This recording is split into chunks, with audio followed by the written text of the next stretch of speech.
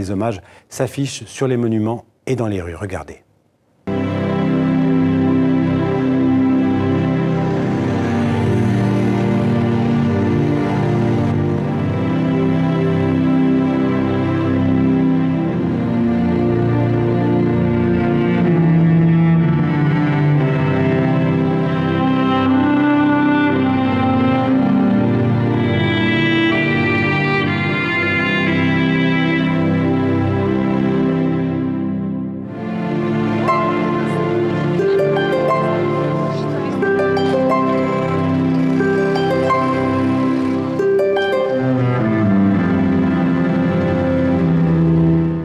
Un florilège donc de manifestations un peu partout, d'hommages un peu partout dans ce monde de la culture dans le monde, et un monde de la culture qui continue à manifester, on va le voir, sa solidarité avec les journalistes de Charlie Hebdo. Oui, effectivement, Xavier, parce que le monde de la culture est comme souvent en première ligne dans la défense de la liberté d'expression.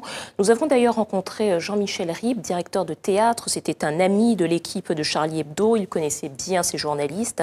Aujourd'hui, même si les manifestations de solidarité sont nombreuses, eh bien, comme la plupart des proches, Jean-Michel Ribes trouve que ces hommages ont tout de même un goût un peu amer. On l'écoute. Je dois dire que moi, ce qui me frappe aujourd'hui, c'est à quel point tout le blabla et toute la langue de bois qui nous entoure depuis des années, soudain, disparaît. Soudain, Charlie Hebdo devient le premier parti de France. Ce qui veut dire à quel point cette notion de liberté qui était traduite par les dessins était dans le cœur de tout le monde. Et quand tout d'un coup on nous l'enlève, à ce moment-là, même si tous ces gens, hélas, ne s'étaient pas abonnés à Charlie qui était en grande difficulté, on voit tout d'un coup à quel point c'était une issue de secours et une fenêtre qui nous permettait de continuer de nous oxygéner. Ce qu'on appelle la liberté de création, c'est la liberté fondamentale de toute liberté, de toute démocratie. S'il n'y a pas de liberté de création, c'est-à-dire qu'il n'y a pas la possibilité de la parole, il n'y a pas la possibilité du dire, il n'y a pas la possibilité de l'écrit, donc toute liberté s'arrête. C'est la liberté mère.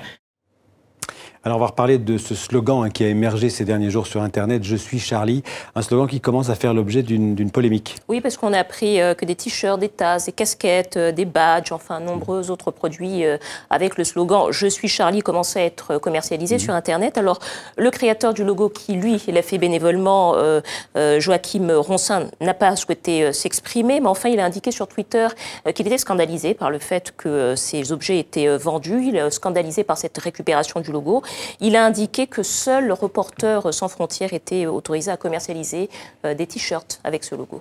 Alors le slogan « Je suis Charlie », il semble victime de son succès, on vient d'en parler.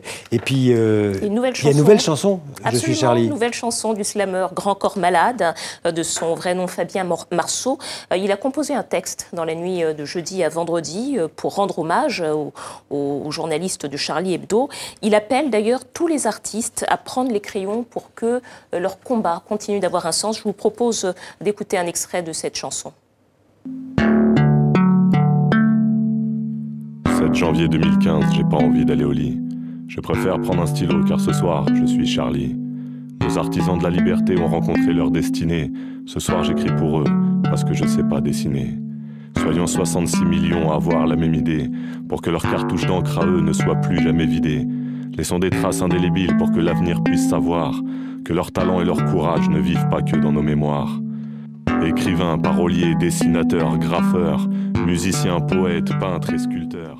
Alors et puis dans le reste de l'actualité, Dominique, on a appris tout à l'heure la mort du réalisateur italien Francesco Rossi. Oui, Francesco Rossi qui est mort cette nuit à l'âge de 92 ans. Il souffrait d'une bronchite depuis plusieurs semaines. Il est mort dans son sommeil. Alors on lui doit le film Main basse sur la ville et l'affaire Mattei en 72, un film pour lequel il avait reçu le Grand Prix au Festival de Cannes.